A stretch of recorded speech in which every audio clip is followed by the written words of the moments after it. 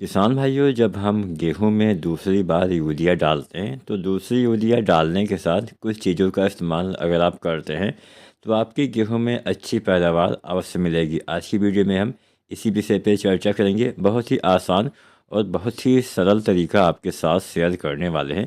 तो यह तरीका किसान साथियों आप ज़रूर आजमाइएगा। चलिए वीडियो स्टार्ट करते हैं। चैनल को अगर सब्सक्राइब नहीं किया है तो SRJ खेती चैनल को सब्सक्राइब करिए। जो भी आपका सवाल या सुझाव हो आप कमेंट भी कर सकते हैं। तो चलिए जानते हैं यूरिया हमें कितनी मात्रा में देना चाहिए और साथ में हमें क्या देना चाहिए।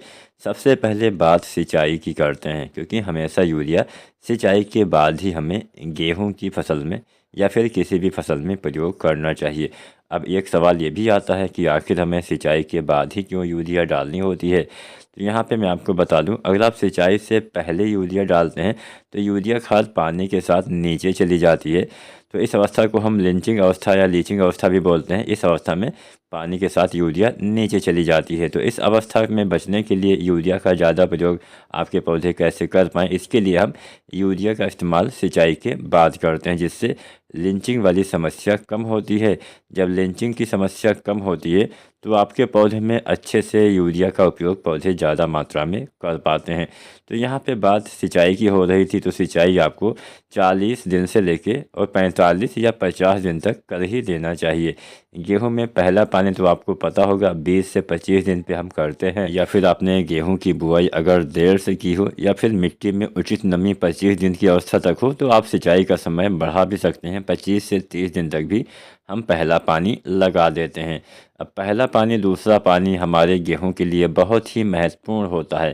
पहले पानी में कल्ले का फुटाव होना इसके बाद स्टार्ट होता है और दूसरे पानी में हमारे जो कल्ले बने हुए हैं उनका विकास स्टार्ट होता है। तो ये दोनों पानी आपके लिए बहुत ही अति महत्वपूर्ण माना जा सकता है।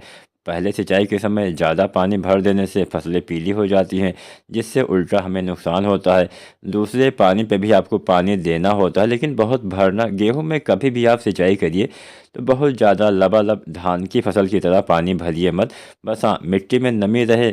अब जैसे पहला पानी तो हम बहुत कम लगाते हैं, दूसरा पानी आपको भरपूर लगाना होता है, लेकिन बहुत ज़्यादा देर तक जहाँ पे पानी भरा रहता है वैसे खेत में आपको पानी बहुत भरना नहीं होता है, नहीं तो वहाँ पे थोड़ा दिक्कत भी आ जाती है। ऐसा नहीं कि केवल पहले पानी पे ही, मतलब पहले बार जब हम सिंचाई करते हैं तभी हमें पानी कम लगाना होता है। गेहूं में दूसरी बार सिंचाई के समय भी आपको पानी बहुत भरना नहीं होता है। बस हाँ, पूरे खेत में पानी अच्छे से, मतलब पहले पानी से ज़्यादा पानी लगाएं, लेकिन पानी ज़्यादा देर तक भरा ना रहे, क्योंकि गेहूं की फसल में किसी भी अवस्था में अगर पानी ज़्यादा हो जाएगा तो नुकसान होगा। यहाँ पे हमने सिंचाई के बारे में चर्चा कर लिया। अब इसके बाद अपनी फसल की आवश्यकता अनुसार आप सिंचाई करते रहें। जैसे बालियाँ निकलने से पहले भी नमी होना आवश्यक है। तो ये जो गबोट अवस्था जिस अवस्था में स्टार्ट हो जाती है, जब बालियाँ तने के अंदर बनना चालू हो जाती हैं, उस अवस्था से लेकर जब तक दाने सही से भर न जाएं तब तक मिट्टी में नमी की कमी ना हो, बस इस बात का ध्यान रखें। पानी भरा ना रहे इस बात का भी ध्यान रखें, लेकिन नमी की कमी ना होने पाए।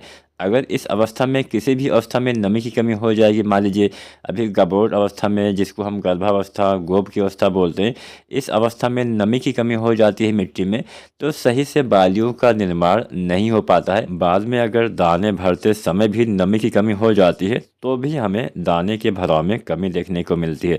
लेकिन यहाँ पे एक बात का ध्यान आप यह भी रखिएगा कि धान की जब हम फसल लगाते हैं उस समय गर्मी वाला टाइम रहता है, जबकि जब हम गेहूं की फसल लगाते हैं सर्दियां स्टार्ट हो जाती हैं। तो सर्दियों में अगर आप एक बार पानी लगा देते हैं तो वह जो नमी होती है बहुत दिन तक रहती है, इतना जल्दी ख़त्म नहीं होती है। तो मैंने बोला कोई आपको टाइम लेके नहीं चलना कि हाँ 20 दिन पे पहला पानी, 40-45 दिन पे दूसरा पानी, ऐसे ऐसे ऐसे ऐसा नहीं करना है। आपको अपने खेत की नमी देखनी है। अगर खेत में नमी हो तो फिर आपको पानी लगाने की आवश्यकता नहीं है। नमी की कमी हो तो ही आप पानी लगाएंगे तो बेहतर रहेगा। तो ये तो बात हो गई सिंचाई के बारे में। अब बात कर लेते हैं यूरिया खाद के बारे में। किसान साथियों, यहाँ पे जो मैंने अभी पहले बताया सिंचाई के बारे में, उतना ही महत्वपूर्ण सिंचाई भी होता है जितना खाद होता है। बहुत से लोग सोचते होंगे कि फालतू में हमने 4 मिनट की वीडियो बर्बाद कर दी, लेकिन ऐसा नहीं होता है। अगर आप सिंचाई प्रबंधन पे भी ध्यान नहीं दे पाएंगे तो भी उत्पादन अच्छा बढ़िया नहीं मिलेगा। इस बात का ध्यान रखिएगा। सिंचाई, खाद, समय से बुआई, ये सब बेसिक बातें होती हैं, इनको आपको ध्यान में रखना ही पड़ेगा। चलिए जानते हैं वो तरीका जिससे आप अपने पौधे की ग्रोथ, अपने पौधे में अच्छा उत्पादन ले पाएंगे। तो इस तरीके में हम पहला तरीका जो इस्तेमाल करने वाले हैं, इस तरीके में हम कुछ चीज़ों का स्प्रे विधि से छिड़काव करेंगे, जिसमें आपको लेना है बोरोन। बोरोन 20% वाला इस्तेमाल करिए, 100 ग्राम। दूसरा चीज़ लेना है फेरस सल्फेट 19% वाला, आधा किलो यानी 500 ग्राम। तीसरा चीज़ लेना है मैग्नीज सल्फेट 250 ग्राम। चौथी चीज़ लेनी है मैग्नीशियम सल्फेट 1 किलो। और पांचवी चीज़ आपको लेना है जिंक 12% वाली 120 ग्राम।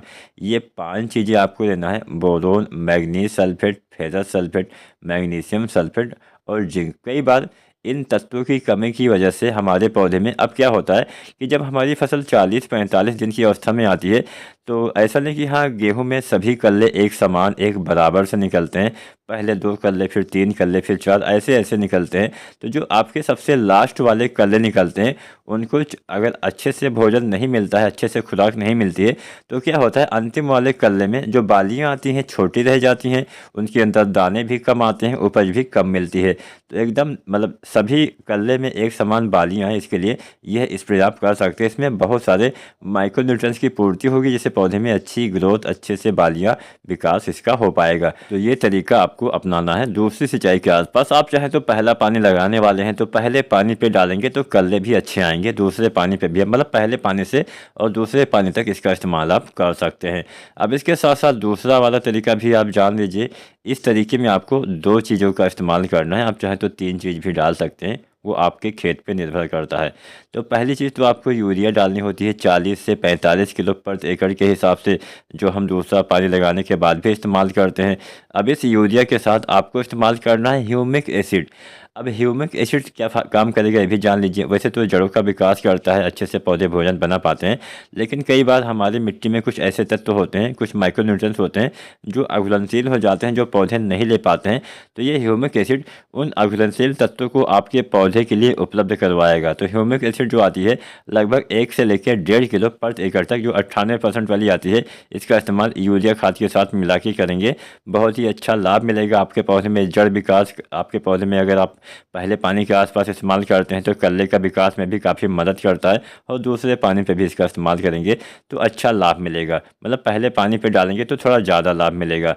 तो इसका इस्तेमाल भी आप कर सकते हैं। अगर आपने अभी तक पोटास न डाला हो तो आप 20 किलो 25 किलो पोटास डाल के भी पोटेशियम तत्व की पूर्ति कर सकते हैं। पोटास की कमी से बालियाँ छोटी, पतली, कमज़ोर रह जाती हैं, हमें अधिक उपज नहीं मिल पाता है। तो यहाँ पे हमने जो ये दोनों फार्मूले बताए, इसका इस्तेमाल अगर आप करते हैं, अच्छे फुटाव के साथ साथ अच्छा उत्पादन भी आपको मिलेगा। वीडियो अच्छी लगी हो तो लाइक करें, चैनल सब्सक्राइब नहीं किया है तो सब्सक्राइब करें।